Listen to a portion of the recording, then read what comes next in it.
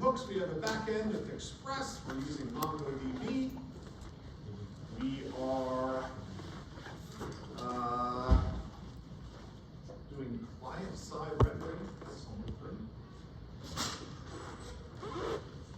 And we'll finish some of that stuff up today. We'll hopefully start talking a bit more about databases today, including some of the stuff we're going to then do for homework 4. Actually, this schedule, I'm going to shift some of these lectures around a little bit, but second half of the semester, if you look at the second half of the semester, the material that we're covering, you know, I have a lot of technology that we covered at the beginning of the semester, right? Like all of the World Wide Web technologies, JavaScript, of course, is a big one. All the React stuff and reactive programming, event programming, all of that kind of stuff. We've talked about React in many different ways, right? We've talked about full stack web development and backends and databases and request handling and all this kind of stuff, right? Second half of the semester, we're not really talking nearly as much about technical details like that. Second half, we're talking much more about design. You know, sort of, okay, we know how all these technologies work. How should we organize this stuff, right? And again, homework 4, we'll see a very different way, which is really our last technology homework with Next, which I'm sure many of you will do homework 4 and be like, oh Jesus, why are you giving us another way of organizing our code? But I think by the end of the homework, you'll be like, oh Jesus, why did you make us do those first 3 ways, right? Probably. Invariably, when I teach course 16, students, where you have a choice on, to some degree, the technology set that you use, will choose to use Next, right? And server-side rendering as an option. For multiple reasons, as we'll get into on Tuesday. All right. But let's get back to what we were talking about last time, right? Because, yeah, we know how to make a React application, right? And again, we need a web server, which is going to send us back HTML, JavaScript, and that React library is in there. We know how to make a back-end application, which is an Express server, handles requests on different routes, different types of HTTP requests. It's handled by different controller code, can talk to the database, and send responses back.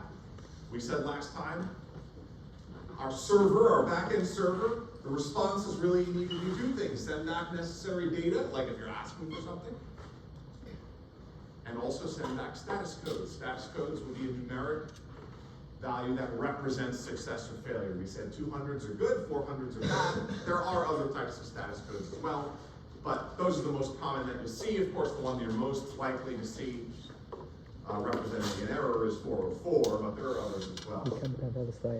So last time we were getting into how do we combine the 2 of these things, and we were saying, hey, we need to know how to send a request. And if you recall last time, we said that JavaScript has a built-in library called Ajax, and Ajax lets you send requests.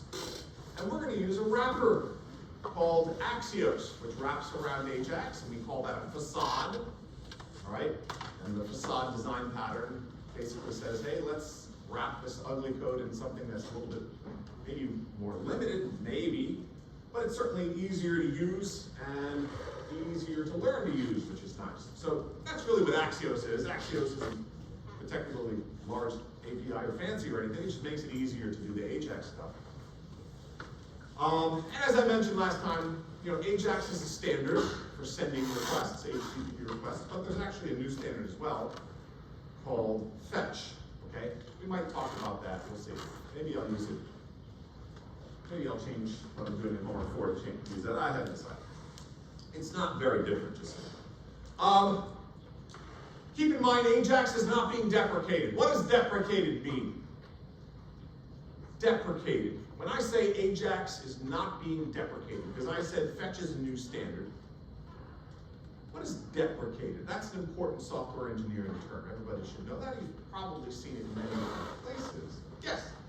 Deprecate basically means that it's it's not exactly being removed right now, but you shouldn't be using it because it will be replaced in the future by something better than it.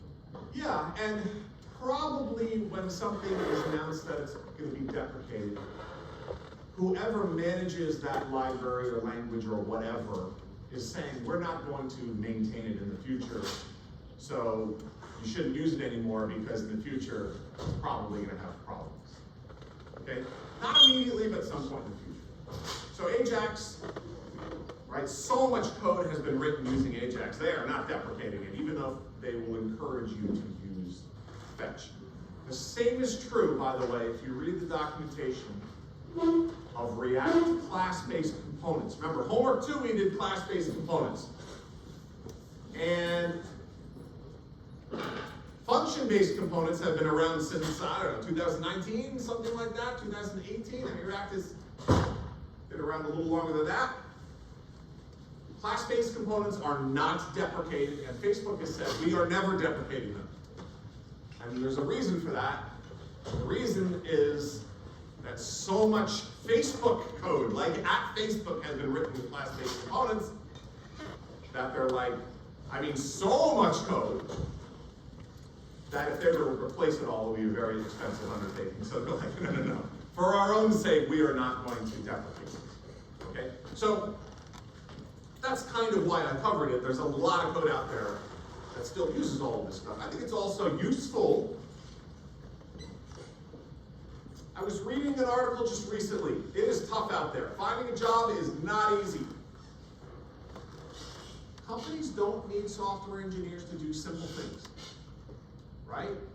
What they really need software engineers to think about is why and how, right? And what I mean by that is design stuff. That's the second half of this course. How to organize stuff, how to design how simple code is going to be organized and written and what it's going to do and things like that. Kind of big picture stuff like that. All right, we usually would think of those as designers or architects, software designers, software architects, things, which usually comes with some experience, right, in a given domain. But you know, part of what I like doing with homework 1, 2, 3, 4 is that's the evolution. Like, React didn't exist 20 years ago. If you were making a web application in React, 20 years ago, actually, JavaScript wasn't even a standard 20 years ago. Let's just say 2010, 15 years ago, you were just using vanilla JavaScript most likely. People started to say, hey, this is a pain, let's make these other frameworks. And gradually, you know, React and class-based components, people said, hey, this is a pain, let's make it a little easier. And then the function-based components, hey, this is a pain, let's make something easier. And then along comes next. Like, this is how this evolves. It's all about making it a little bit easier to do the things that you're currently doing with the current technology set. Be more productive. Okay? This is a pattern that repeats itself over and over and over and over and over again. All right? Interesting.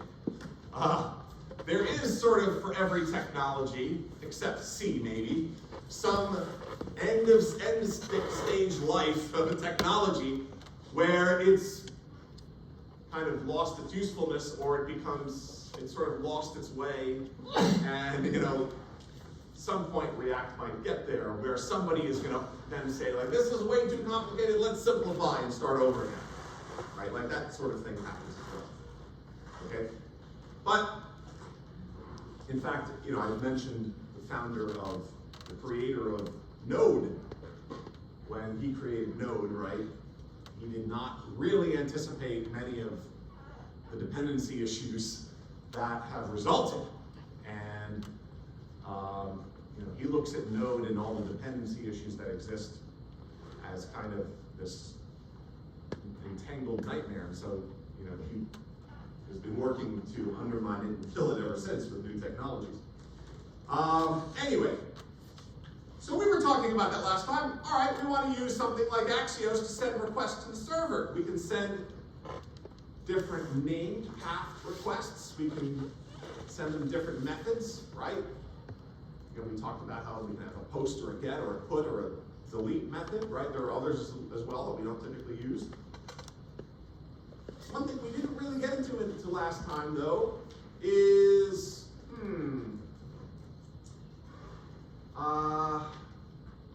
how about updating the client. Again, we're using client-side rendering. And that means that we have state variables on the client, which we're putting in the data store. Like if you look at the code for homework 3, we have this thing called store. And in that data store, that's the data for the application. It feeds the components. When the data store changes, the components have to be re-rendered. We would probably say in this application there are two primary pieces of data, right, in our data store. There are two really important ones. There are other ones that are, necessary for what we're doing, but there are two important ones. One is the list of key name pairs, which are basically the choices. Everybody understands that, right? Like the array of key name pairs, that's the list of playlists that we can choose from. Right? So when the homework 3 application, the front end loads, right? It goes and it asks the database for the key name pairs, it goes and it gets it, right? Here we are, these are your playlists. That's the first thing that our data store has. And if that changes, we have to re-render, right? If we add a new list, that new list needs to be included in that list of playlists. The second thing, what's the second thing that's particularly important in the data store? What is the second thing? One is the key name pairs. What's the second thing? Everybody? Anybody? Somebody in the back? You're all still enjoying the Yankees' victory.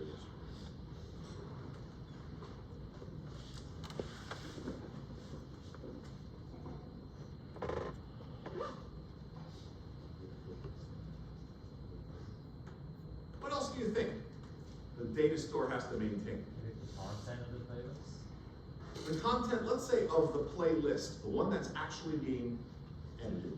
The current list, we call it, right? Those are the two primary things in the state there that we really care the most about. They're feeding the components. We need to store those in the client to do client-side rendering. Because when they change, what we view changes, should change, right? Everybody with me on that? I mean, again, this is like, we called it Flux. This is the Flux design pattern in React, but it's kind of MVC. People kind of sometimes make fun of Facebook for calling it Flux, like it's some new invention, but it's really just MVC. Okay? Again, MVC model view controller. They have data. When the data changes, it immediately triggers a re-render of the view. Right? And this data, V is the view. You then interact with the view, handled by event handling code, which we can call a controller. Okay? So everybody understand those are the two things feeding our components primarily. Now there are other variables in there too, to, for example, keep track of, like, is a modal currently showing? Because if a modal is showing, we need to render that instead, right? I mean, so we have like another variable in the state, another thing in the state, which if it's set to a modal, then the modal is rendered, okay? And that's actually not that different from what we might do in an application with a multi-page application where we're like, which page are we on? And that might actually be a state variable. Which page are we on? Are we on this page or that page? Right? Single page application, we pretend that we're on different pages, but we're really all in one application. One page that just simply renders different components. So, the data store in particular, right, that becomes something that we have to maintain and update. And when we update it, our components get re-rendered. And if you remember, we said, hey, our data store this semester, if you look in store, you'll see it's using something called a reducer.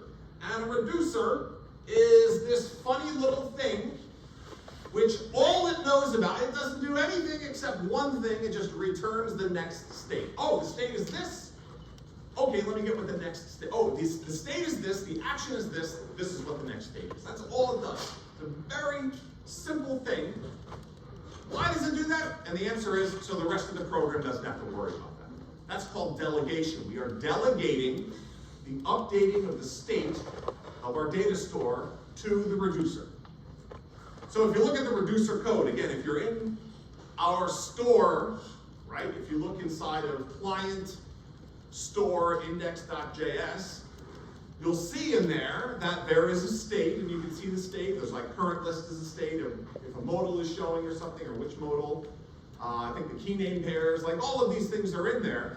And then you'll see where we make the data store, right? There's a use state function to make the data store and keep it as a state variable. And then you can see that we're using a reducer, we're defining the reducer, and the reducer, all it does is you give it a type of operation. Hey, move a song might be one that you use, or create a playlist might be one, or rename a playlist, or I don't even remember what they are. But whatever it is, that's going to change the state of our application. That's the type of action. And then the reducer is like, okay, here is the action, here is the current state, I'm going to return the next state. Right? And that's all it does. That's all it worries about. And of course, the way that we set it up, it knows that when we change the state, that will trigger a re-render, right? Because we have that dependency set up. Right? Remember, use state here. We've set up the dependency to work that way. And again, we don't have to send props down through all the components. Why? Because we have wrapped all of our components in the context, which contains the store. So when the store changes, all of those components that need it during rendering, they need the store to get whatever they need to show, the list of lists available, or the songs that are in a list, they can get them right from the context. The store is in the context, they can get it from that. Okay? So this is how we have architected this in Homework 3. Now again, some people here, you may have written React applications before. Maybe you had an internship, maybe you've done some things. You might say there are better ways of doing this. And the answer is absolutely there are. There are a million better ways of doing this. This is one way. Right? It's perfectly fine for this class, but there are a million ways of doing it. When we get to Next.js, we'll see one of the first things that Next.js provides is like 12 different templates for making stuff. 12 different ways of making a React application that organizes things differently. Yeah. So this is just one way. Now this is a particularly common way, so that's good. I like commonly used things, right? They're not necessarily optimal, right? But commonly used provides a common language everybody understands to some degree. So this technique is fairly commonly used, but it's not the best way, right? The best way is particular to each problem at hand. All right. So, we were talking last time, we did that, we were talking about routing on the front end, because, again, back end, right, on the back end, we know that our server is anticipating requests that are coming in on certain paths, or I should say certain routes, to the back-end server. And again, those routes, they can be differentiated between the path and also the method. Okay? So, each one of these, you can see the combination is different. Like these are two both get methods, but they have different paths. And that's enough to differentiate them, such that the router knows how to route a request. Okay? But on the client side, of course, we might, because we're making a single page application, we might also want to provide routes, and we might want on different routes to select different components even. Okay? So there are ways to do that with React Router, and it's common to use something called switch to basically choose between different routes, which really selects different components based on what route you're on. Okay?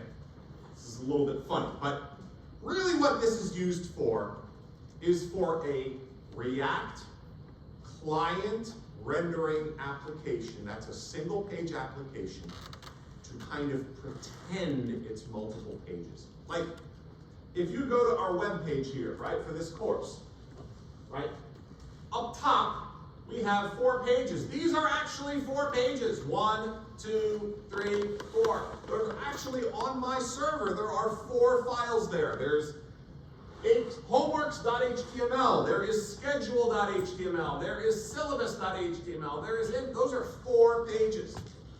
I want you to understand, if I did this in React as a single page application, client-side rendering, which is what we're doing in homework 3, you know, I need to render different content depending on what route I'm on. Up top, we want to show a different route. Okay, we probably wouldn't include HTML because that's deceptive. So it would probably be just syllabus. It would probably be just schedule. It would be just homeworks, okay? But we could do this as a single page application. That gives the illusion that it's 4 different pages. And we could even maintain the history, okay? And if you look inside the code that I gave you, you can see that it does use this use history hook, and it could actually keep track of the history of requests, or I should say of routes, right? So this is something that you can do in React. So you can use, again, as I mentioned last time, there's a library, React Router DOM, which if you go to the page for that, actually will say that it's deprecated. Well, actually, but it's not really deprecated, it's just been moved into another library where it's exactly the same. It's a little bit fun. So I think just plain React Router. React Router includes React Router DOM. I'm just particularizing. But it's exactly the same. And a lot of people, you'll still find code React Router DOM. Right? Anyway, so the point with React Router is that in my app, hey, I might say, you know what? I have 2 views in my application that I care about, and I'm going to switch between those views. I have the welcome screen view, which lists all the movies, and then I have the editing screen view where I edit the movies, or something like that. Right? And so, what do I do here? Well, you know, depending on what route has been requested, I'm showing a different view. And that's what this switch statement does. Okay?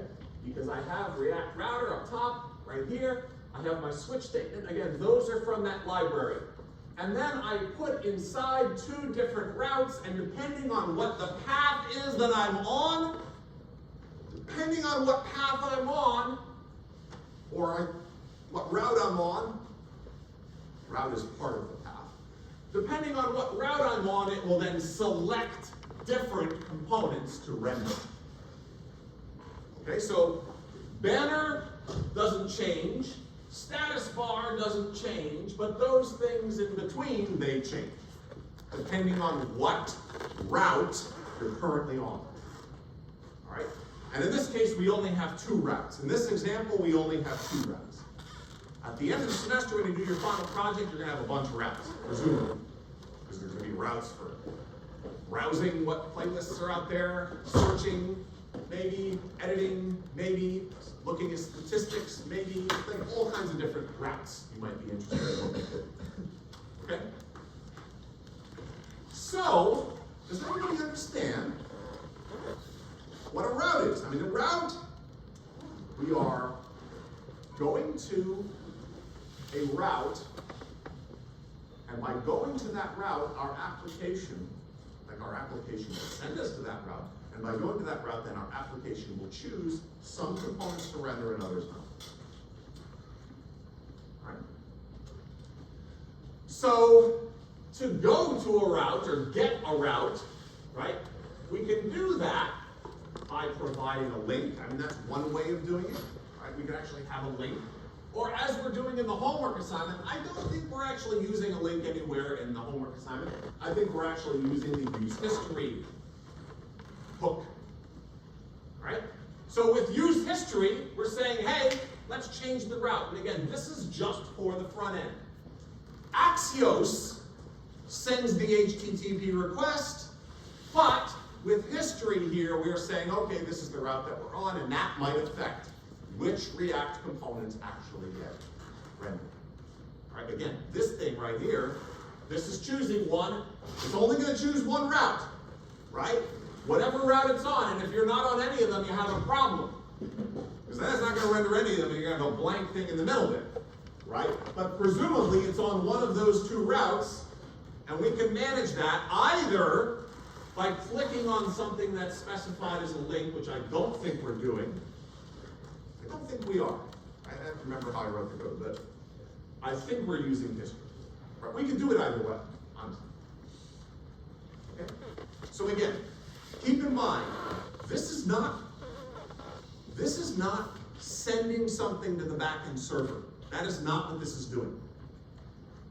Right? This is just front end, right? The React application there in the front end, right? Just changing what route it's on, which changed the context of what it's doing. And presumably, hey, I have two contexts in this example, just like we do in the homework assignment. We have one where we're viewing all of the movies that are, all of the playlists that are available, and one that we're viewing all of the editing features, where we can edit. Okay? I remember exactly if I did it that way. I don't remember if I did it that way. Oh, it's so hard to remember all this stuff. I keep changing it. Let's see. So if we look over here,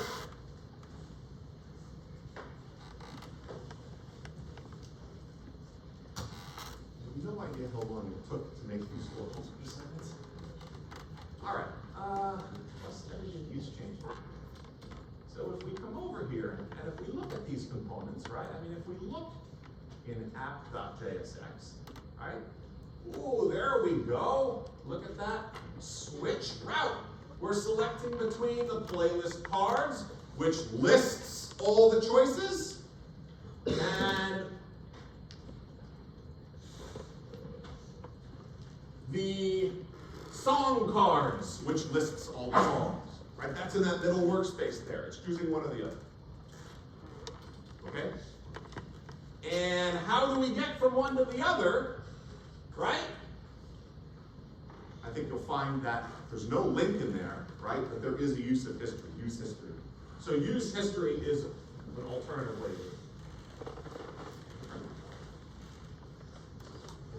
So with use history, I'm basically forcing into history what would have been forced if I had used the link to click on.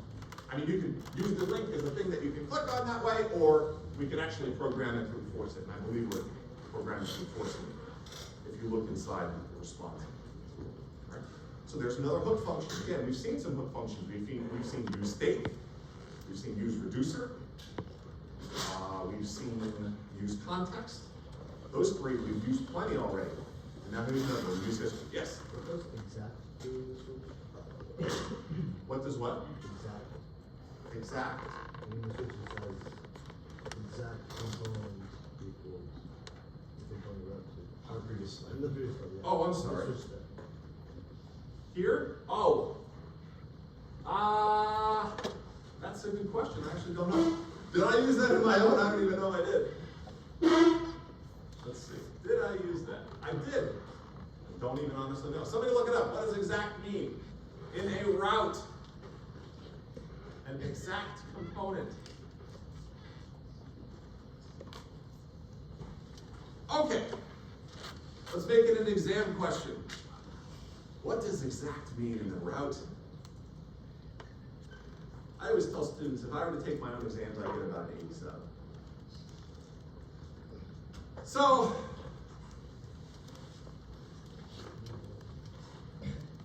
definitely more of a programmer than an exam taker, that's for sure. All right, and I'm not even that good at that. So, let's see. Another one, use params. Now, what are params? Everybody, what's params?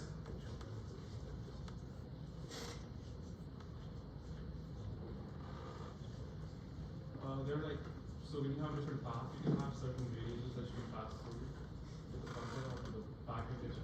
And if you remember, when we were looking at the back end the other day, if you remember, in the Express server, we get this REQ, this request object. I mean, we can name it whatever we want. I call it REQ. That's probably the most common thing, but you can call it request. And there's request.body, which is the body of the JSON file, is the format that we're using of the data that we're sending. But there's another thing, request.params. And params essentially end up there. And I don't know if you've ever, gone looking to rent a place. You want to look for a place, you want to buy a place, anybody? Let's see, Trulia.com. Let's see how expensive it is. Stony Brook, New York, here we go. So we can look to buy a place here in Stony Brook, and let's filter. Let's say, how about this to this? Oh, look up top.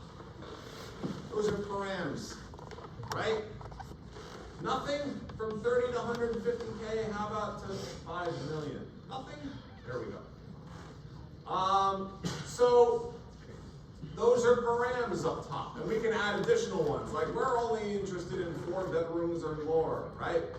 So you can see up top, there are additional parameters. Now, again, on the server, we saw last time how we can get that from request.params. There's a parameter list there.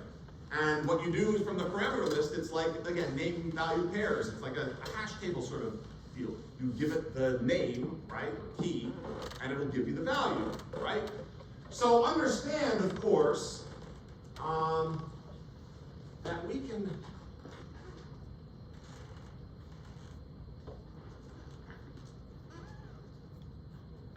in our rendering,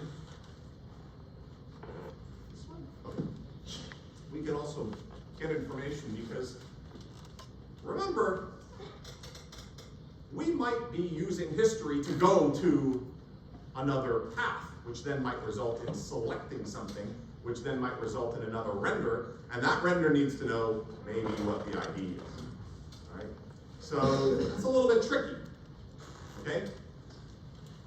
So this is all front-end stuff, like what we were talking about there. This is all front-end stuff. We still haven't seen, I mean, I briefly talked about it last time, but how to actually send a request. And again, for that, we're going to use something called Axios, because we want to be able to send a request to the back end. The back end is sitting there waiting for it, and then we want to get back that request and do something with it. Now again, I want you to understand that there are 2 default libraries, or 2 standard libraries I should call them. There's Ajax, which is an older one, it's been around a while, it works perfectly fine. And then there's Fetch, which is a promise-based version, or promise-based library, that is built into JavaScript. The difference between these is that Axios is a promise-based, easy-to-use facade for Ajax. Okay, and Fetch is like, you don't need to use Axios anymore, let's just make one that's standard and that's what that is. Okay, so you're really, I mean, you could use this. I see people use this all the time. I have another project where I use this just because I'm stubborn. In this class, I typically use this. These 2 are very similar. This is standard, this is not, but this is used by so much. It's a small library, by the way. It's not like a major thing. If you wrote your code in Axios and you wanted to switch to Fetch, it would not take you long. Right? It's not like some other things. Like switching from React to Angular, that would not be fun. That's a major undertaking. Switching from Axios to Fetch is not. All right? But again, the whole point is, all right, here we are in the browser. Our React application is over there, and somebody interacts with the application. Okay, boom. In Ajax, we would create what's called an XML HTTP request object, and Ajax would then send that request across the internet. The server would process it, get data, talk to the database, whatever it is, send it back, and then we would update the page, right? But, we can do this in multiple ways. This is a way that we can do it in Fetch. You'll notice that await, we've already seen await, right? Await is saying, don't execute any more code until this thing returns, right? It's going to send back a response, okay? Now this is a little bit tricky. Using an await, you have to be quite careful. await has to be put inside of an async function. Async means asynchronous. Anybody remember what we said last time? I think this right here is one of the hardest things, not just in this course, but generally. In fact, hiring managers, all right, generally think of asynchronous programming, multi-threaded programming by far is the hardest thing. Harder than any of the data structures things you might learn, harder than any of the algorithm stuff you might learn. The hardest thing is the asynchronous stuff, the multi-thread stuff. In fact, one company that I know, they give different questions and they only really care about the answer to one of them. The other ones are just a smoke screen. There's only one they really care about, and that is the asynchronous multi-threaded stuff, because it is the hardest stuff. One of my ex-students was working, I don't think he's working anymore, but he was working at Epic Games. They make the Unreal Engine, they make Fortnite, things like that.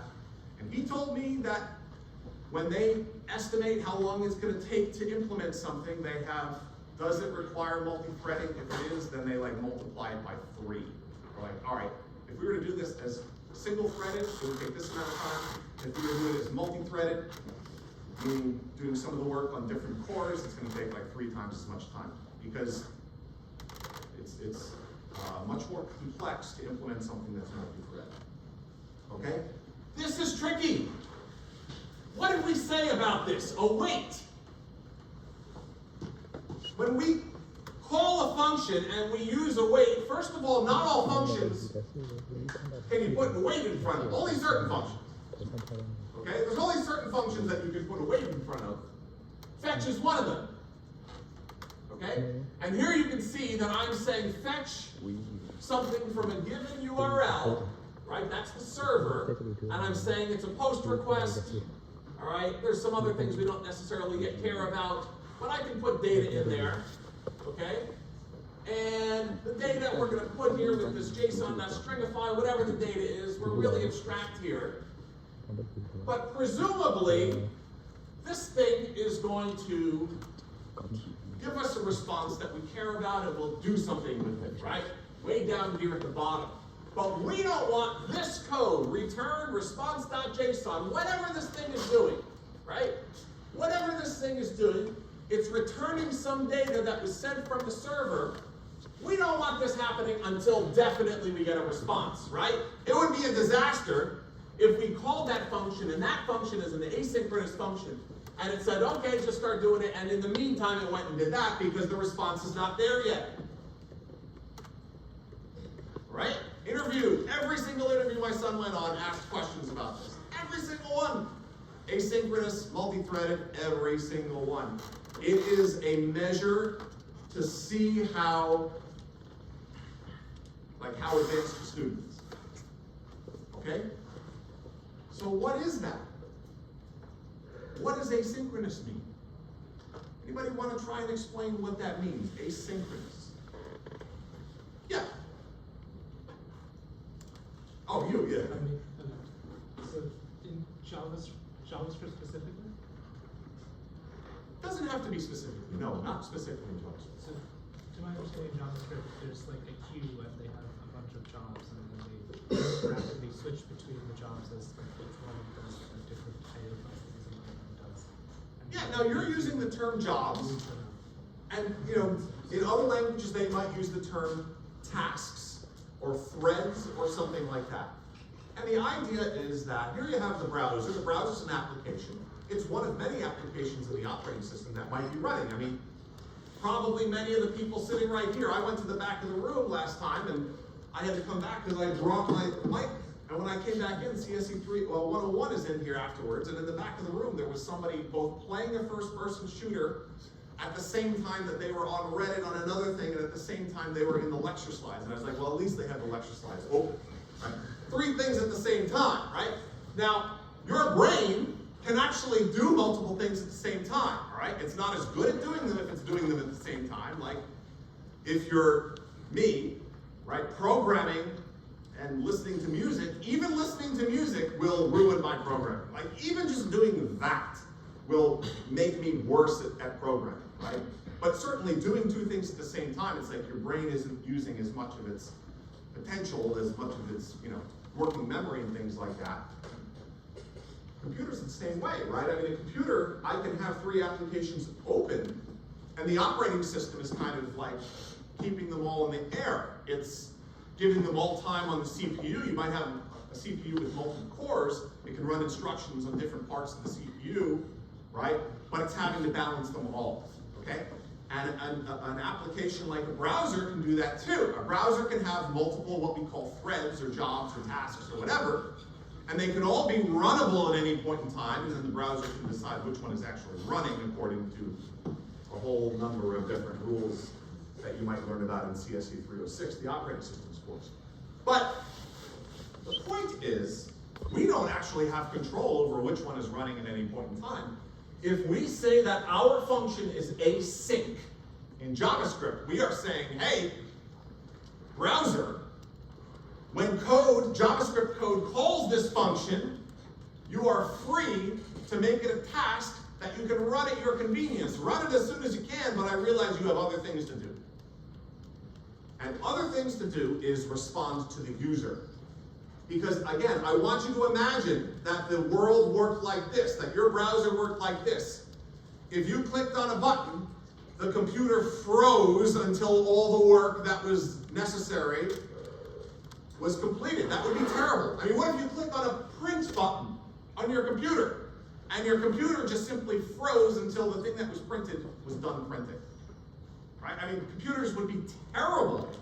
You'd be like, is my computer broken? Restart it. You'd be, rebooting your computer constantly because you wouldn't know if the work was done or not. No, what they want is okay, you clicked on a button. This is going to need to send a request to the server. We are not going to have the entire program waiting on that.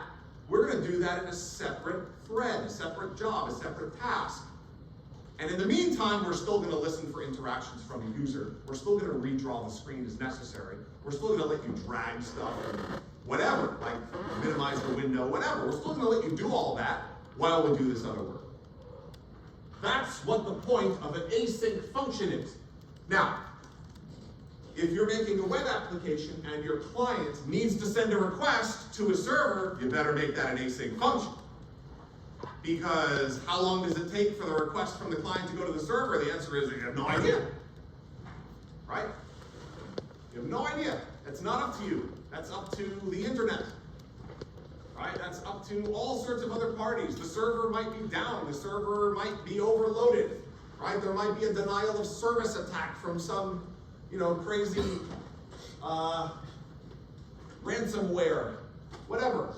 Who knows what's going on? So the point is, requests like that, those have to be async. Requests to another device, those have to be async. Okay?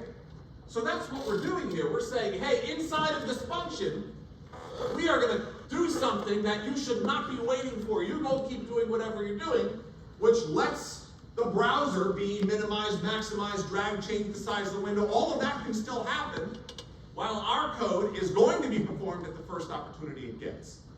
All right? And what does it do? Well, it goes, and the first thing it does is it's going to call this fetch function, which will send a request to whatever server we want. I'm just putting URL in there because that's just some site, whatever it is. Right? This is just a generic example.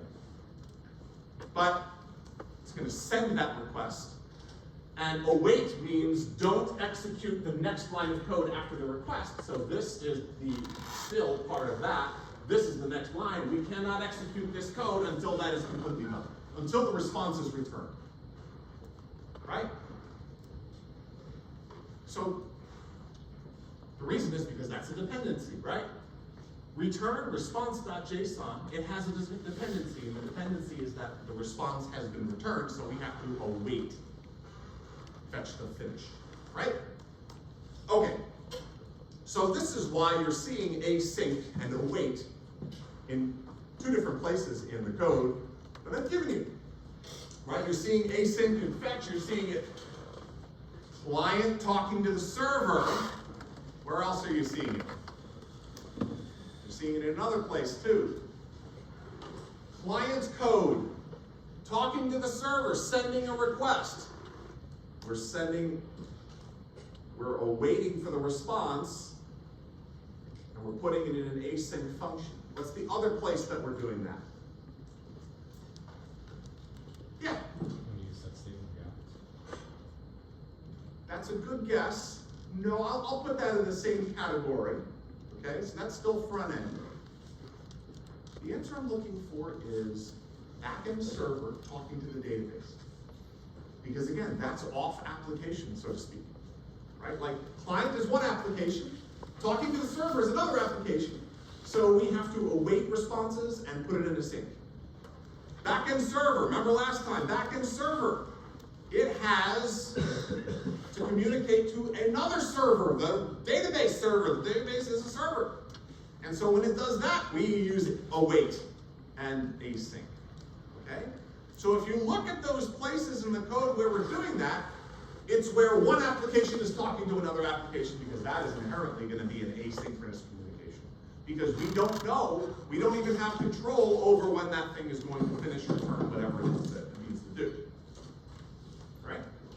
Okay, so that's fetch. We're using Axios, right? And again, we can write Axios requests. Boy, this got dark all of a sudden. What happened? We could write Axios requests that aren't too different from this, right? I mean, in the homework assignment, I gave you some of the requests that we would be sending from the front end, right? And again, if you're looking in the code, it would be in client and then requests, I think it is. Is it request sender or just request? I don't remember what I called it. I think it's just requests. But in the example that I provided with the link to with the original code base, they called it API, which I just found confusing. It's like we have enough things called API, right? But they're, anyway. I just like to call it requests, which is more specific. Okay? So the point is that we're starting to learn that to build this complicated web application in homework 3, we're really delegating, we're really separating out. We have one place, the reducer, where the state gets updated. We have another place called the store, which manages all the ways that it gets updated. We have another place here called the request API, or whatever you want to call it, which is where all of the HTTP requests get generated. And so, we can call any of these 5 methods, and again, if you look inside our code base for homework 3, you'll see that it's over here inside of requests. Right? If you go in here, you'll see that this is where they are. Okay? And I've provided you with 3. There's create playlist, read playlist by ID, and read playlist pairs. Now, it's very similar, right? I mean, I basically based mine on this example. And, obviously I didn't give you the update or delete, but that's not too hard, seeing as we're doing an example with movies. But what's that payload? The answer is that's just the data that we're sending as part of that request. What's the format? And the answer is, well, we're not specifying it here. That format should be the same when the request is sent, and it should be the same when the request is received. Now, we already saw in the create, we don't even, do I have the create here? Oh, insert movie, I guess, is like a create. So in the create, for the playlists, we just, on the server side, we just take the data right out of the body and just put it right into the instantiation of a playlist, okay? But if you look in the store, you'll see where that create happens. You'll see that we put the data in there in that particular format. So, in other words, the point is that we get to control the format of the page. We get to control whatever the format of the data is in there. It's a JSON object. The important thing is that both the client and the server know what the format is so that they can both use it, right? Client puts it in a certain format, sends it, and the server's like, okay, I know what the format is, so here it is. Right? Okay, so in the client here, right, I I might make use of that API. Again, think of this thing as the API. See up top, API, we're calling this API. In our code, we're calling it request sender or something like that. I don't know what to call it. But you can see that inside of our data store, if we had a function or something like for handling include movie, include or should it be, I don't know if it's include movie or insert movie, we would perhaps send right there await API dot insert movie. That would generate, right? That would call this thing right here, insert movie, which API is an Axios function. API dot post is an Axios function and sends the payload on that path. Right? So you'll notice these paths, they match the endpoints in Express on the backend server. They're one-to-one. Remember, there were 5 of them we did in the example on the backend server. There's 5 of them here. Right? And again, we know this is a promise-based library, so it's gonna send back a promise that we're waiting for. So then we do then, and then inside is the callback, which once we get the response, we then update the state. Okay, because maybe it starts off completely empty, so we're doing something like that, right? Another thing we might do, which we're doing in the code in the homework assignment, of course, is we might be asking to get something. So you can see, again, inside of an asynchronous function, right? You might say, well, this is weird. I have a function defined inside of a function. Yeah, I have an event handler function here, and then inside of the event handler function, we're going to do something asynchronous. So we put an asynchronous function, and then we put a call to it. That is a funny little JavaScript programming trick. Everybody see that? JavaScript programmers love to do stuff like that, and non-JavaScript programmers hate it, right? We have a function defined. It's going to respond to a button press or something like that. And inside the handler, we are putting an asynchronous function. Why? Because we're making an asynchronous request, and we are immediately calling it. Like, the only reason we're doing that is so that we can have an asynchronous function. And inside, you can see we're doing an await. You cannot put an await inside the function that's not async. So we're doing an await, and we are asking to get the movie by ID. It will wait for the response. We can then check to see if it succeeded. Presumably, success is a variable that was put in the data that was returned. And if you remember, when we did this before, on the backend server, if you remember, we sent back a message and we said success or failure. True or false? Yes? I have a question about the previous one. Sure. So I see that like when we do API dot insert, we await, but there's no code under that. And I'm also wondering, like, because this is like promise-based and we use the dot then, is the await actually necessary here? Is the dot then going to run until we actually get the response back? Yeah, that's a good question, actually.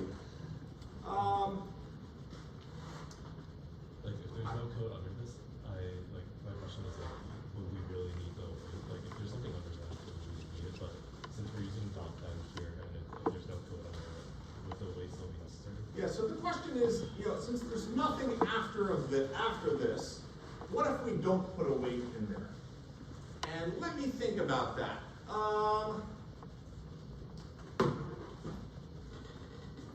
Yeah, probably that would be okay. All right, it makes me nervous, but it would probably be okay. You sometimes get scarred from writing asynchronous code, and I think it would be okay. Okay? Now the assumption is this function, right? Insert movie. Now I think we do that with fetch, right? Fetch, right? The thing about fetch is that fetch is returning you the response, right? But with Axios, you are being sent the response in the callback. It doesn't return a response, right? So I guess, yeah. Maybe, in this case, maybe it wouldn't matter, but in general, they would then think that this job has been completed, when potentially it has not. You have to wait. So maybe just. Yeah, presumably when the callback gets called, a wait would be completed. That is true. I guess it depends on whether you care about what happens, like, do you want, because if the code were to keep going, potentially a problem would be the code would keep going and other things could happen before that handler responds maybe. And then that might create a problem potentially, like stacking interactions that are then incompatible with one another, maybe. Something like that. There's something called a race condition when you have like two threads that are interfering with one another. Maybe it's possible that if we remove that, it might create one of those. So, okay. But I'm showing you a couple of different ways of doing this. So this is, again, event handler, which we're specifying as an asynchronous function, of course, right? Here we have an event handler, which we're not specifying as an asynchronous function. Instead, we're embedding an asynchronous function. Everybody see the difference between those two? And then again, here we're doing it the first way. So in this case, we're doing a find one. This is on the server, right? And this is, what we were looking at the other day was, hey, in our controller code, we get a request and a response, and we can call functions to the server. That is the database server, right?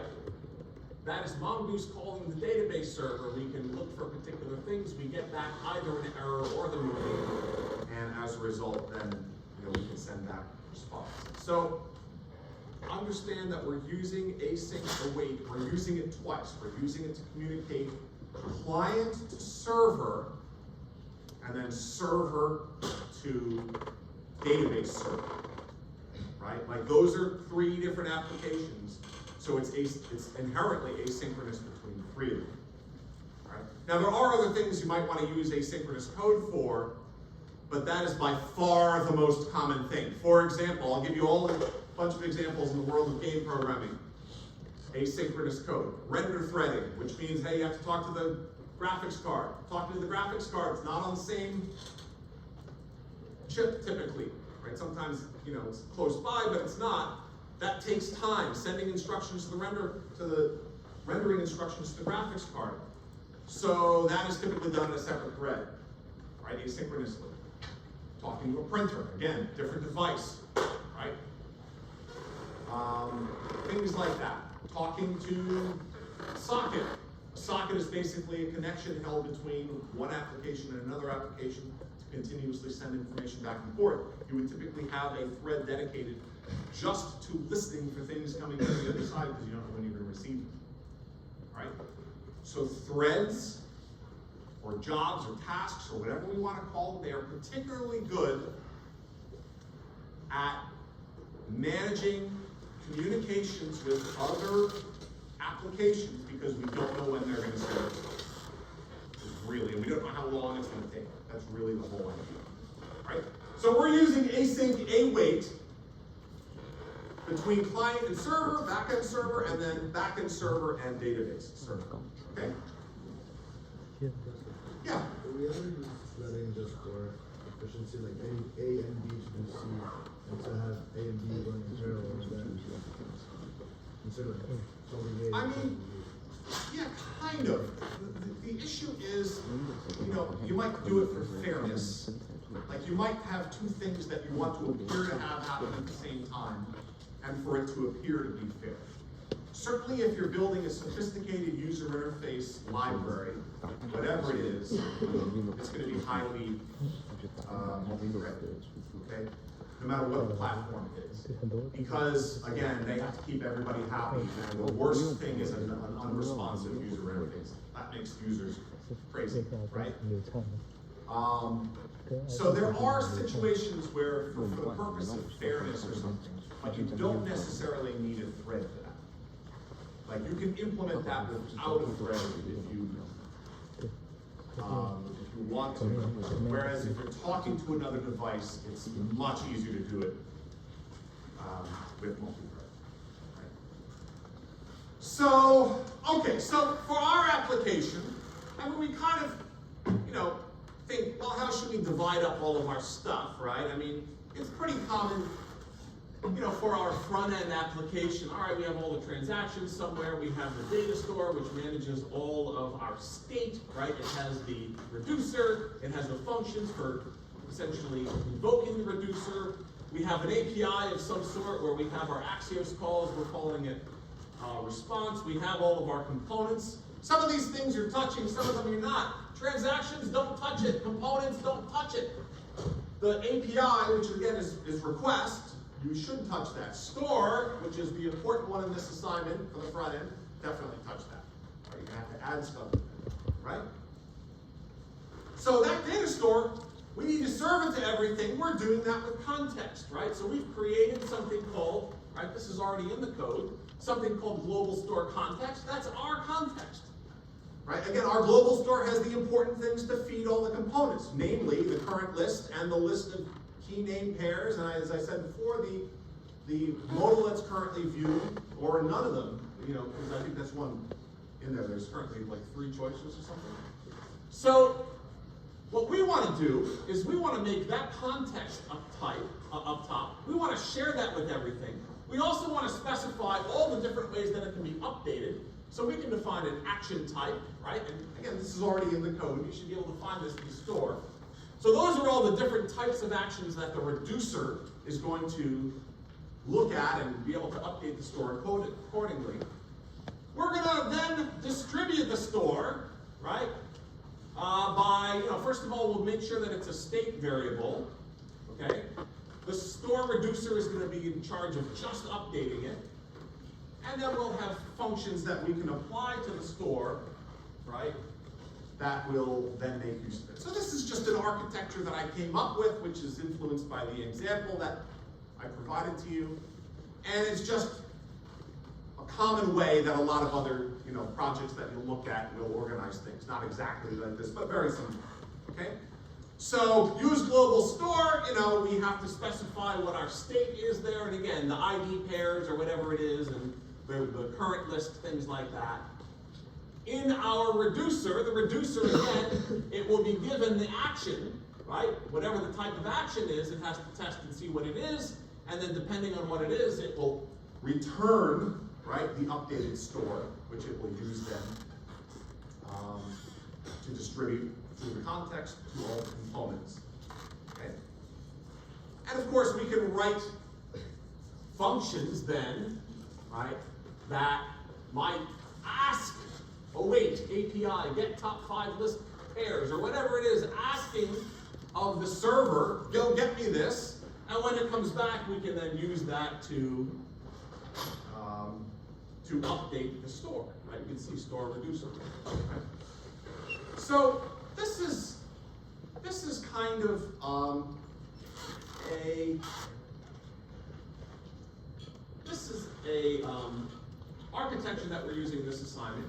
And the interesting thing is that use global hook, that's actually our hook.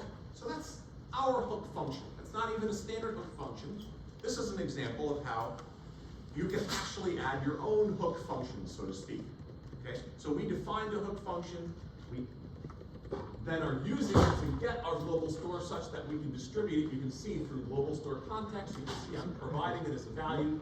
And now in all of the other components throughout the application, they can use context, that hook function, and get the context, which really means they can get the store. Right? So that's what we're doing here in homework 3. Now, I did want to mention something before we move on. All right? And I'm happy to answer any questions. But I think maybe if I'm looking at the schedule and I see that homework 3 is due a week from tomorrow, maybe since we do have some flexibility, I think I will move homework 3 to Q. All right? So homework 3 will be due on Monday. Now, on the one hand, I might be ruining your weekend, your fall break. On the other hand, maybe, I'm making your weekend. You're like, yes, I get to work on homework 3. That's what I always want to do on my weekends, and you never let me do it. So that will be due Monday the 13th. Okay, so you'll have 2 weekends for the assignment. Put it that way. We've covered all the material for the assignment, so it's all the way done. What I don't want is I don't want on the 14th. I don't want you, of course, working on the project because we do have a midterm. Okay? And again, we're going to do a midterm review. I'll announce that next week. And your teaching assistant. But this homework 3, I mean, again, there's a lot of pieces to the puzzle. The primary thing that we're doing in here is we're separating out, we're delegating different responsibilities into this different code blocks, right? We have, again, the state being managed by the store, and it has a bunch of functions doing that. It also then interacts with this request API, which sends different types of requests to the server. It also interacts with the reducer, which manages how the state gets updated. Okay? We then have our components, of course. Right? So we have all of these different pieces sort of limited in scope in what they do. Now, again, the big advantage of this, of an approach like this, which I like and other programmers like, but is not always suitable. The big advantage is that if you have to add a feature, you know exactly where to do it. You're like, okay, I need to add a feature. All right, I know where I'm going to add my component. It's right over here in this component. I put an event handler for it. It's then going to use the context to call a function in the store. I'm going to need to add an action type for the reducer. I'm going to need to add a reducer return statement that's going to return how the state should be updated when that thing happens. I might have to add a new type of request in the request API, right? And I'm gonna have to define what's gonna happen when we get the results of it to update the state maybe.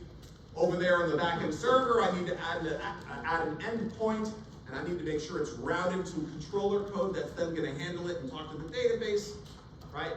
Like in your mind, you're like, I know where all these things go. Why? Because it's already been determined. Like that's the most productive way of programming. The least productive way of programming is typically done when you have a deadline, right? Like any professional developer will tell you, especially in certain disciplines like games, is that the worst code gets written when you're under deadline. Because it's like you're scrambling and you end up writing spaghetti code and things like that, right?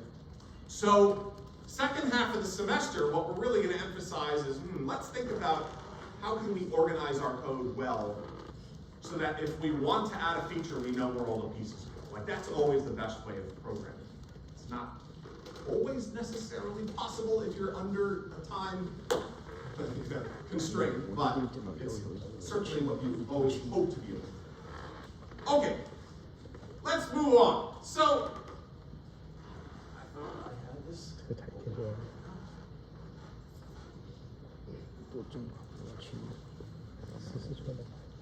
Any questions before we go on? So we'll move homework 3 to that Monday night. You'll then have all day Tuesday to study for the exam if you like, because there's no classes that day. I know some of you will be celebrating fall break. What happens in fall break? I don't know. What's the celebration?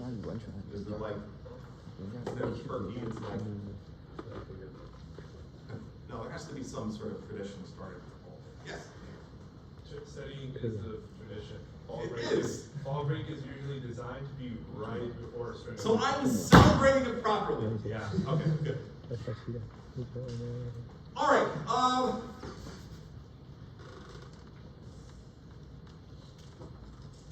So let's talk a little bit more about database systems. I mean, we're using a database, of course, in homework 3. We're going to talk a little bit more about Mongo here. And then we'll get into relational databases. DBMS, right? There are many companies out there that make them, right? And there are many different types, right? There's Postgres and there's MySQL and there's Microsoft has multiple ones. The first one I ever used was Access. I don't even know if they make Access anymore. I think they do. Understand that the core idea here is, again, delegation, right? Delegation basically means, hey, let's leave this to the experts. That's sort of what delegation is about, right? Data management of large amounts of data, let's leave it to a program that's really optimized for it. Database management systems are optimized for it. So they're optimized for creating things in the database, for getting things, even complicated things, for updating things, and for deleting things. They're optimized for that, okay? Relational databases, I think the underlying data structures are typically B trees. Again, I don't know if you ever saw those in 2.14, probably not, but they're an interesting data structure. So,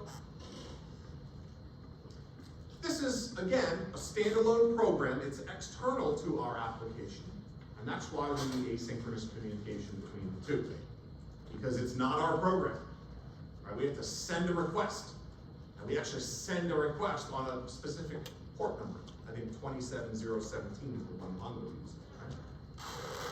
This struck me. I'm a baseball fan. I've been playing fantasy baseball since the 1990s. The first fantasy sport was actually called rotisserie baseball, if you ever heard of that. It was invented in the 1970s by some New York Times sports reporters who would hang out at a rotisserie chicken restaurant, and they would do fantasy baseball, basically. And so it was called rotisserie baseball, but then they changed it to fantasy baseball. But anyway, I love statistics. I'm always interested in statistics and a million different things. And so, you know, the stereotype of baseball is that it's for smart people, and I wholeheartedly agree with it, right? As opposed to sports like football, which is not so smart people. But anyway, so there was an interesting statistic one game. Actually interesting in how not interesting it was, right? Adam Eaton had a home run, a stolen base, and a hit by pitch, which was the first ever player to have that. Now, I remember watching the game, right? There had been 600 World Series games at that point. And there was somebody at a computer who looked that up and immediately figured out it is the most useless thing. There's nothing interesting about it. But somehow they were able to produce that, right? And I was just imagining, like, the writing of that query, right? The query to find that, right? It's only 600 pieces of data, right? 600 games, I shouldn't say, but all the players that have ever played in 600 games. And that's the sort of thing that, you know, makes a baseball fan smile or something like that, but isn't really worth that much. However, if you think about large data sets, if you think about very large data sets, we have entire majors like data science and things like that dedicated to being able to find interesting patterns and extracting interesting patterns in data to glean information, right? So, you know, database management systems are efficient for storing data, updating, retrieving data, things like that. But the really more interesting thing is what you can learn about the data, and you know, there's lots of people trying to do that right now. Our university, you know, got the largest gift from Jim Simons in, I think, American university history. I think we got a $500 million gift. He was the founder of Renaissance Technologies. He was a former professor in the math department, essentially using computers to number crunch data relevant to the stock market, and that's essentially birthed hedge funds, right? Which, I don't know whether it's entirely all good or bad, but anyway, there's an interesting thing going on in the stock market these days if you've been following, which is that valuation is based on other valuation, which means in some ways, if you were to leave the computers, like if you were to leave these AI systems to their own devices, the stock market would never go down until it like completely crashed, right? It was just because valuation based on other evaluation, especially when lending is involved. I mean, you can lend an infinite amount of money if you're lending off of lending, right? So borrowing off of borrowing, there's some interesting things there. Anyway, we're gonna look at two different databases, right? We're using MongoDB, right? It's what we call a NoSQL database. And we store things really in JSON files, okay? In fact, the whole motivation of a NoSQL database, just so you know, relational databases have been around for a very long time. since like the 1950s. NoSQL databases have not. They've only been around probably since the 2000s or something like that. I'm sure maybe you might find some 1990s, object databases and things like that, or even maybe further back. But NoSQL databases like Mongo have only been around this millennium, really. So whereas relational databases store things in tables, NoSQL databases typically store things in JSON files. Okay? So there are, of course, entire NoSQL databases that have what we call content delivery networks, right? In the cloud, where all they do is just, hey, put data in, take it out, right? They don't really have back-end servers necessarily, although you could actually provide one of your own if you want, but things like the Firestore can work like this. Now, so can MongoDB's Atlas. Like, Atlas is kind of like this too. I mean, you can embed requests. You can embed the key and things like that for accessing your Mongo database, similar, not that dissimilar to the Firestore, and then you just making use of their API, right? So understand that with these databases, we have collections. You can almost think of them as like objects, like a collection of things, right? And they're divided into documents, essentially. So an object actually would have all the contents of like a JSON file, right? And then inside of the documents would be the fields, and the fields would be actually, name value pairs, so to speak. Okay? So documents are made of fields, and a collection is a whole bunch of documents.